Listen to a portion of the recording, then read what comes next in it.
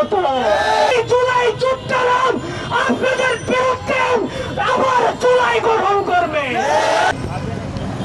খুবই দুঃখের সাথে বলতে হয় ২৪-এর গণঅভ্যুত্থানের পরে সেই সমস্ত যোদ্ধাদেরকে আবার মাঠে নামতে হয়। খুবই দুঃখের সাথে বলতে হয় ২৪-এ যারা নিহত হয়েছিল তাদের বিচার বহির্ভূত ভাবে তাদেরকে বিচার পেয়ে আজকে আবার তাদেরকে মাঠে আসতে হচ্ছে, কারণ সেই ফ্যাসিস্ট হাসিনার বিচার এখনো বাংলাদেশে হলো না। আমরা দেখতে পেলাম ২৪-এর পরে বিভিন্ন মহল আবার পুনর্বাসনের জন্য চেষ্টা করছে। পরিষ্কার ভাষায় বলতে চাই, অতি দ্রুত আপনারা সাবধান হয়েছেন।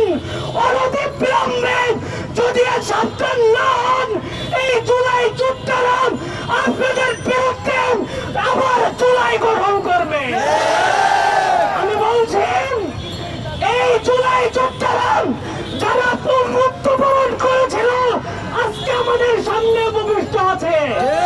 জিজ্ঞাস করে দেখুন তারা কি পরিমাণ সাহস নিয়ে শক্তি নিয়ে মাথায় নেমেছিল। আমি বলতে চাই, সেই সমস্ত রাজনৈতিক দল এখনো পর্যন্ত আওয়ামী লীগকে পুনর্বাসনের জন্য চেষ্টা করেন। পরিষ্কার ভাষায় বলছি, শুধরে যান। অনতি বিলম্বে যদি শুধরে না যান, আপনাদের ঠিকানা হবে আওয়ামী লীগের মতো। আমি বলছি, আজকের এই ওয়ারিয়র্স অফ জুলাই কাদের দ্বারা গঠিত হয়েছে? এটা কোন ধরনের নামকে অস্তে কোন সংগঠন নয়। এই সংগঠন জুলাই আহতদের নিয়ে গঠিত। আপনাকে বুঝতে হবে, জুলাই আন্দোলনে যারা সামনে অগ্রগণী ভূমিকা রেখেছিল সেই সমস্ত যোদ্ধারা যদি এখান থেকে